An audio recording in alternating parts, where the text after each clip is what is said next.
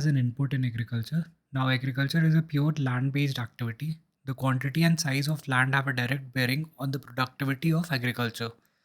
Aside from this, value of a productive factor, land ownership also has a social value and serves as a security for credit, natural hazards, or life contingencies, and also adds to the social status. Thus, lack of access to land is directly correlated with the incidence of poverty in rural areas. The land challenges underlying India's farm crisis. With rising population, the land is often divided amongst multiple heirs. This leads to the fragmentation of land. As per the agriculture census, the average farm size has more than halved from 2.28 hectares in 1970-71 to 1.08 hectares in 2015-16. Now, this diagram would show the shrinkage of land holdings in India. Now, looking at the states where the held, average land held is more than 2 hectares, we would see that it's in Punjab, Haryana, Rajasthan, and Arunachal Pradesh. Then 1 to 2 hectares of land holding sizes can be found in some of the states of the Northeast and Jharkhand, Chhattisgarh, Maharashtra, Gujarat, Karnataka, and Telangana. Now, less than 1 hectares can be found in most of the country, including Bihar and UP, Odisha, Andhra Pradesh, Tamil Nadu, Kerala, and Goa. Also, we have Ladakh and Jammu Kashmir and Himachal Pradesh and Uttarakhand in this list. Now, small farmers struggle to generate enough income for everyone in a household and often lack alternative sources of income. Also, small site farms are not conducive for farm machinery. As a result, productivity of small farms decline. The solution to the land challenge is consolidating land into larger farms by enabling land leasing. Computerization and digitization of land records is needed, as without accurate land records, farmers cannot access credit or secure insurance. Providing local run rural non farm employment opportunities to reduce the dependency on agriculture. Now, land reforms in India post independence. The traditional nature of Indian agriculture was altered by colonial impact. It created more classes and commoditized land. Colonial rule introduced a high tax regime.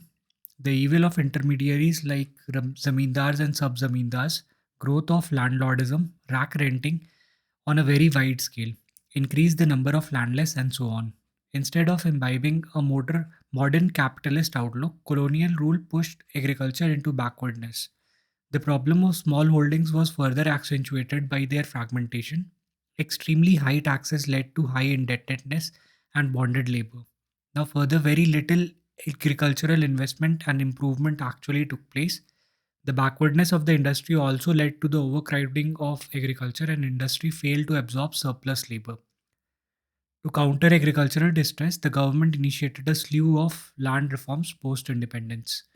Now, land reforms that were started covered four broad areas, which were abolition of intermediaries like zamindars and jagirdars, tenancy reforms were undertaken, ceilings were placed on landholding, and cooperativization and community development programs were started. Now, abolition of intermediaries like zamindars and jagirdars was undertaken. This led to an end of parasite class. More land have been brought to government possession for distribution to landless farmers. The abolition of intermediaries have made almost 2 crore tenants the owner of the land they cultivated. Now, issues in many states, intermediaries were allowed to retain possessions of land under their personal cultivation without the limit being set.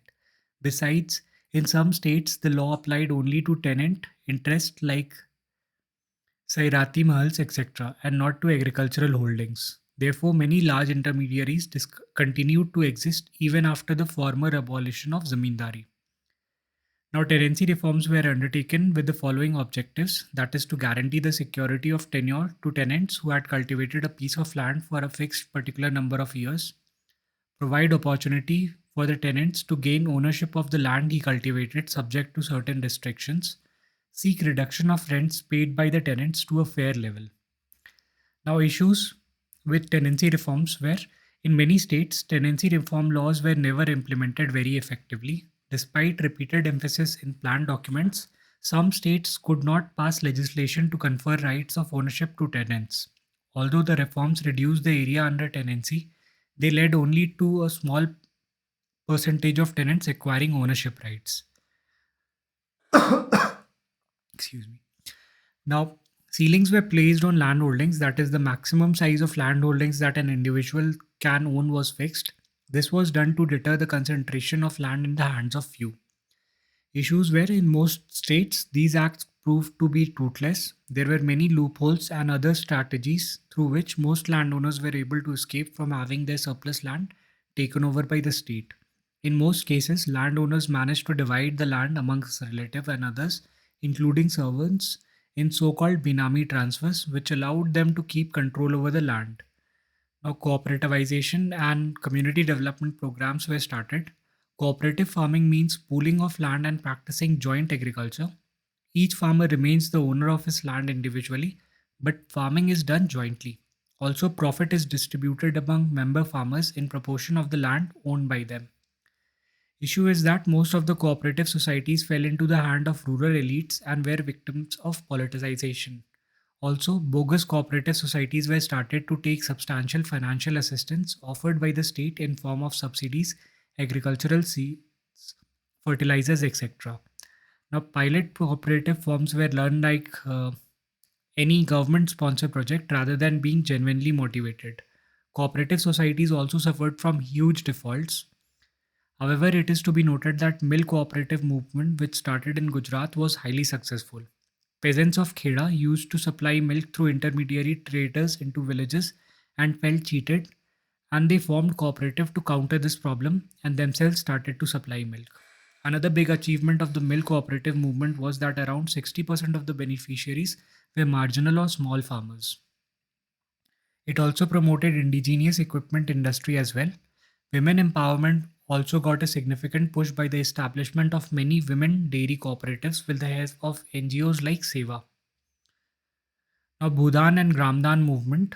Bhudan aimed at land redistribution in a voluntary manner.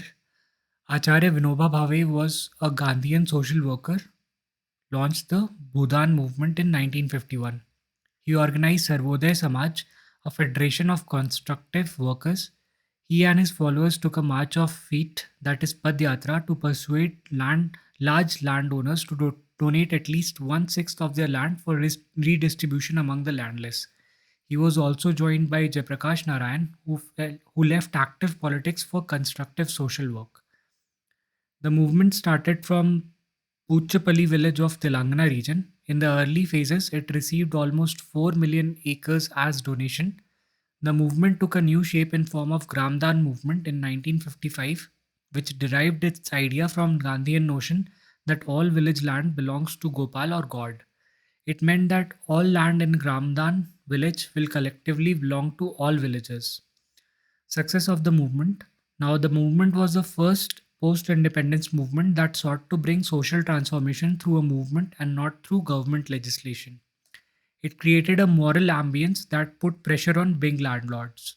It also simulated political activity among peasants and landless, providing a fertile ground for political propaganda to organize peasants. Drawback of the movements. The movement lost momentum after some time and failed to realize its revolutionary potential. Most of the land donated was either disputed or unfit for cultivation. Gramdan movement was started in villages where class differentiation had not emerged and there was little difference in ownership of land holdings, mainly in tribal areas, but it was not successful in areas where there was a disparity in land holdings.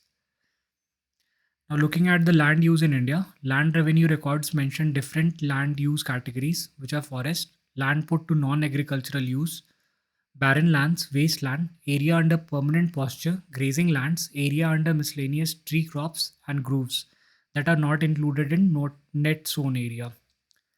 Culturable wasteland, current fallow, fallow other than current fallow, and net zone area.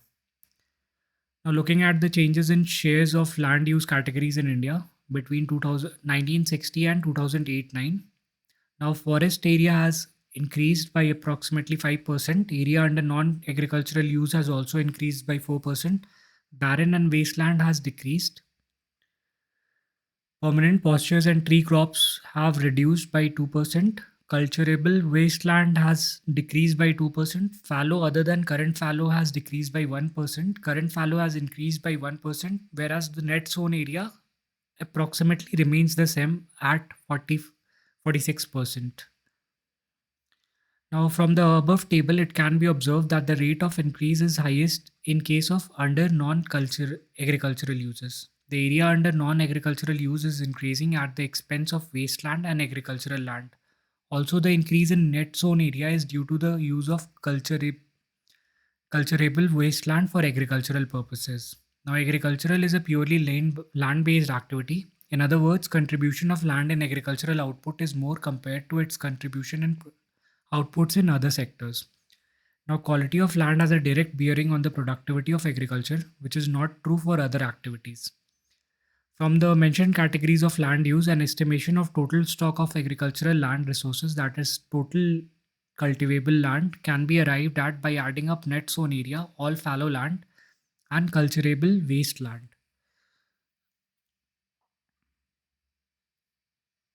Now, this would be the table, and we see that the highest percentage is derived from the net sown areas, whereas cultivable wasteland is second. It is the data for 1950s, whereas for uh, 2014-15, the current fallow was the second highest percentage of land under cultivation, and subsequently we have cultivable wasteland and fallow other than current fallow, and net sown area is approximately 78.4% as a total cultivable area. And as a reporting area, the net zone area stands at 45.5% and current fallow at 4.9%, whereas cultivable wasteland is at 4% and fallow other than current fallow is at 3.6%. This is for the total reporting area, and the second table is for total cultivable area. Moving on, National Land Records Modernization Program of 2008. The National Land Records Modernization Program, launched by the Department of Land Resources under Rural Development Ministry in August 2008, aimed to modernize management of land records, minimize the scope of land property disputes, keep track of land ceilings, enhance transparency in land records maintenance system, and facilitate moving eventually towards guaranteed conclusive titles to immovable properties in the country. Now, major components of the National Land Records Modernization Program include computerization of all land records, digitization of maps and integration of textual and spatial data, survey and resurvey for an updation of all survey and settlement records, including creation of original cadastral records wherever necessary. Computerization of registration and its integration with land records maintenance system, development of core geospatial information system and capacity building. Now, benefits of National Land Records Modernization Program is land value assessment, land acquisition and rehabilitation, facilitate for private investment in agriculture, settlement of compensation claims, grant of agricultural subsidies, smart card for farmers to facilitate e-banking and e-governance, crop insurance, and preparation of field level soil health cards. Now, moving on to the Scheduled Tribes and Other Traditional Forest Dwellers Recognition of Forest Rights Act, also known as Forest Right Act. Now, Forest Right Act deals with the right of forest dwelling community over land and other resources. The act grants legal recognition to the rights of traditional forest dwelling communities, partially correcting the injustice caused by the forest laws. Nodal agency for implementation of the act is the Ministry of Tribal Affairs. Now, the rights under FRA are right to minor forest produce, grazing, etc., relief and development rights like rehabilitation in case of eviction, forest management rights, and title rights subject to a maximum of 4 hectares. Now, eligibility to get rights under the Act is confined to those who primarily reside in forest and who depend on forest and forest land for a livelihood. Further, the claimant must be a member of the scheduled tribes and areas or must have been residing in the forest for 75 years prior to 13 December 2005. Now, Gram Sabhas or Village Assembly is the initial authority which passes a resolution recommending whose rights to which resources should be recognized. Now, moving on to the Model Agriculture Land Leasing Act of 2016. Now, Niti Aayog came up with the act having the following main features: Legalize land leasing to promote agricultural efficiency, equity, and power reduction. This will also help with the much needed productivity improvement in agriculture as well as occupational mobility of people and rapid rural change. This is important step for land reforms through which needs of landlords as well as leaseholders have been taken care of. Through this act, landlords can legally lease the land with mutual consent for agriculture and allied activities. In this act, it has been taken care that in any circumstances, the leased holder's claim on land will not be valid. Leaseholder can receive institutional loans, insurance, disaster relief so that he may invest more and more in agriculture. It allows automatic resumption of land after the agreed lease period without requiring any minimum area of land to be left with the tenant, even after termination of tenancy, as law of some states require. It incentivizes tenants to make investments in land improvement and also entitles them to get back the unused value of investment at time of termination of tenancy. In order to resolve the dispute between landlord and leaseholders, the provision of special land tribunals has been made in civil courts. Now, Model Land Agriculture Land Leasing Act ensures the following benefits to the farmers. It protects the landowners from illegal occupation by tenant farmers, and it helps the tenant farmers get bank loans using leasing agreement as a proof. That'll be it.